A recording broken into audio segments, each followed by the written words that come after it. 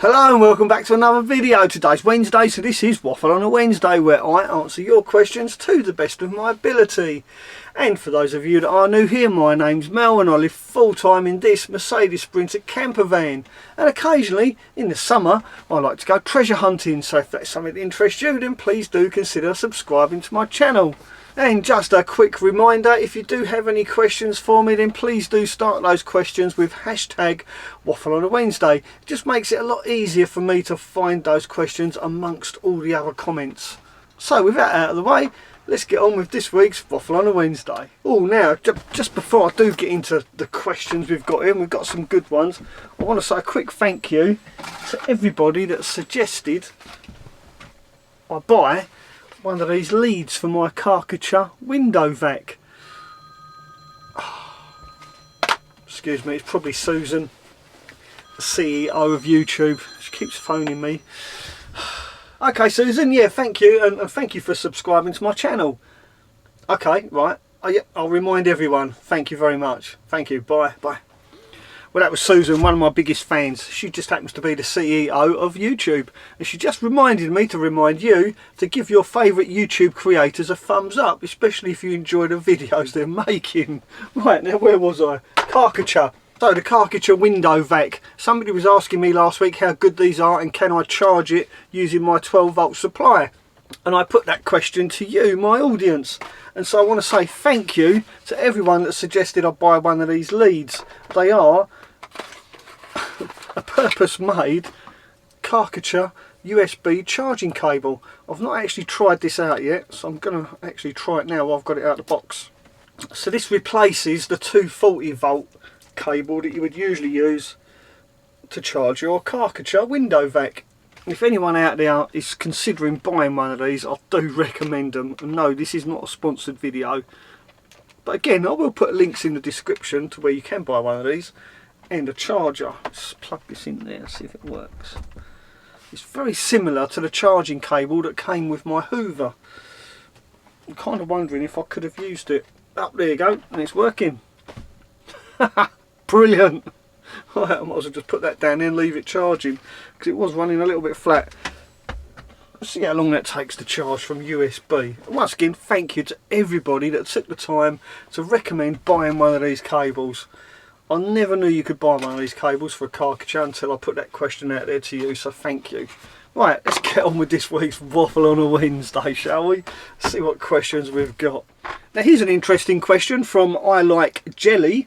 They say, two questions actually. I want to buy a Huawei mobile router, £43. I want to use my SIM from my phone as I already pay for data that I don't use. Is this possible without having to buy a separate SIM? Also, I would like to get a metal detector. Can you suggest one that would do as a beginner, but also would be good enough that I would not need to upgrade if I decided to keep going with it, but not too expensive if ended up not getting used to it? Laugh out loud. Thanks, love your videos, Michelle. Well, to answer the first part of your question about a mobile router, whether or not you can use a mobile SIM card in that router, the answer to that is quite simple. Well, yes, that's exactly what I do with my Netgear Nighthawk router.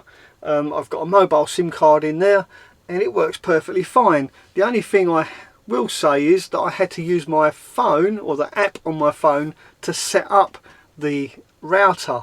So you might have a bit of a problem there if you've only got one SIM card. Yeah, I don't quite know how you're going to do that. But then the Huawei mobile router probably works completely different to the Netgear one. But basically, yes, you can use a mobile phone SIM card in a mobile router. But do check with your service provider first. Well, now for the second part of your question concerning metal detectors. I personally use Minelab metal detectors. I've never had any problems with them. And whenever anybody asks me if I would recommend a beginner's metal detector, I always send them towards Minelab's website to check out their range of Go Find metal detectors. They're a really good all-round metal detector, perfect for beginners, and they're not too expensive either. And if at the end of the day you decide that metal detecting isn't for you, because it's Minelab and it's a recognised brand, if you were to sell that metal detector second hand, you'd get most of your money back. But if you're really on a budget, then do exactly that. Just go onto eBay or a similar website and find a second-hand metal detector. That way, if you don't like the hobby, you know you'll be able to sell that metal detector again and pretty much get your money back. And that's exactly what I did after I borrowed a metal detector off a friend and went metal detecting for the day. I was absolutely hooked. So the very next day, I went onto eBay and looked for an underwater metal detector, and that's how I came across my Excalibur 2. I paid about a third of the price I would have paid if I'd brought it new, plus I got a sand scoop in with the deal. And that was a good 5 years ago, and I've never looked back since. But the thing is, if I was to go and sell my metal detector now, even 5 years later, the chances are I'd probably get most of that money back anyway, because they are such a fantastic machine. But whatever metal detector you do decide to buy, make sure it's got iron discrimination, so that it discriminates out all the horseshoes and rusty nails. Because after you've dug half a dozen rusty nails, that is what's going to put you off. So make sure you buy a metal detector with iron discrimination. That way you'll only be digging up non-ferrous metals, and as we all know, gold is non-ferrous, and that's what you'll be looking for. Good luck, happy hunting, and thanks for the great question. Hashtag waffle on a Wednesday. Do you put anything in your fresh water tank to stop mould, etc.? Cheers, Mel. Keep up the great videos. And that comes from Adam Shaw. Well, Adam, yes, even though I've got a water filter fitted to my fresh drinking water system, I still put in these aqua tabs. They're really cheap, they're really effective. You can kind of taste the chlorine when you've used them, but you soon get used to it. But if you fit a water filter tap like I've got, then you can't taste the chlorine in this. It totally eliminates it. And the only reason I've still continued to use these is because it's just peace of mind, really, and it does keep your tank nice and clean. I'll put a link in the description for where you can buy these. I think they're in my Amazon storefront already. But if you use these tabs, you won't need a water filter fitted to your van, so they're really cheap, they're effective, and they'll keep you healthy.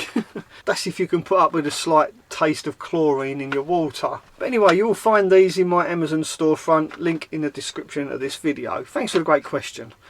Hi Mel, love your channel. I sleep in a SsangYong Turismo 7-seater, but I have no heating, except for when the engine is running. Is there anything safe out there to use? Tar Buddy. That comes from Taff's Destination. Well Taff, yes, you can use a 2 kilowatt diesel heater, and I emphasise 2 kilowatt. Don't get a 5 kilowatt diesel heater, you'll simply sweat your socks off. They're really cheap to run. There's loads of videos on YouTube on how to install them. And as a bonus, they're probably the safest way that you can actually heat any vehicle without having the engine running. So go get yourself a 2 kilowatt diesel heater. I'll put a link in the description of this video purely for your convenience. By the way, Taff, love the logo. Great video, Mel. By the way, just a standard run-of-the-mill question. Did you shelve the idea of going extra large with a brand new second-hand van, asking for a friend? And that comes from John Webster. Well John, yes, I am planning on buying another van and building it out, a much bigger van than the one I'm sitting in right now, but that won't be until probably the maybe towards the end of next year, because at the moment I'm concentrating on helping Rebecca build out her camper van. Then I'll start thinking seriously about what I'm going to do with this van, whether or not I'm going to redesign the interior or simply go and buy a bigger van, which would probably be the easier option, I think, and something a lot newer as well. Because old Mary has given me a lot of grief over the years, so I really would like something a bit newer and a bit more reliable and a little bit bigger. But then wouldn't we all? But like I say, for the time being, I'm just going to concentrate on helping Rebecca build out her van. Thanks for the great question. Say hi to your friend for me. Hi Mel, it's getting cold matey. Just wondered if you tried the new tube heaters. Apparently they are really good for caravans and camper vans as they draw so little. And that comes from GW. GW, when you say tube heaters, are you talking about greenhouse heaters? I know they're like a long tube. It's like an electric radiator. Unfortunately they draw 240 volts, so they'd be really inefficient to use inside a van like mine. After all, my van is completely off grid, and that one of those heaters would just wipe out my battery bank within a couple of days probably. But for heating, if you haven't seen my previous videos, I actually use a cubic mini wood stove. There it is there. It's roaring away.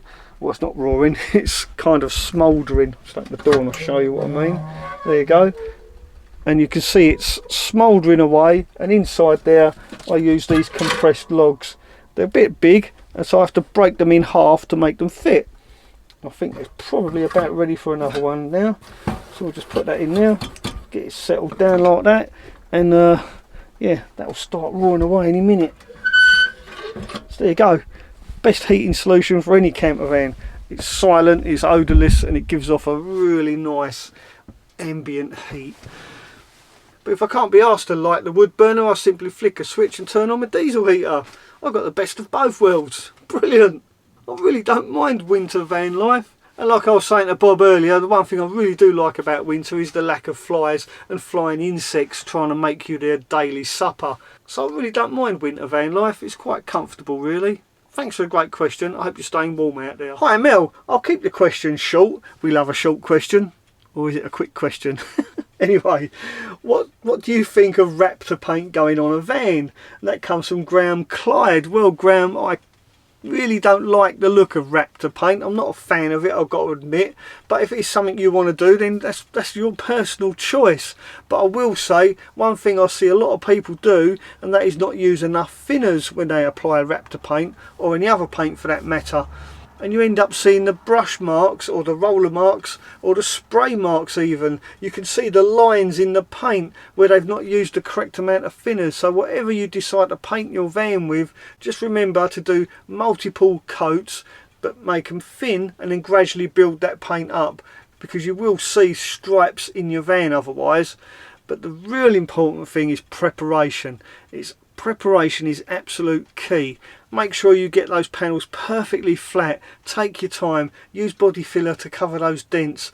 Any dents that are sticking out of your van, bang them back in and fill them over. Make sure it's all nice and smooth. Use plenty of primer as well, and make sure you rub that primer down so it is silky smooth to touch, and then put your paint over the top of that.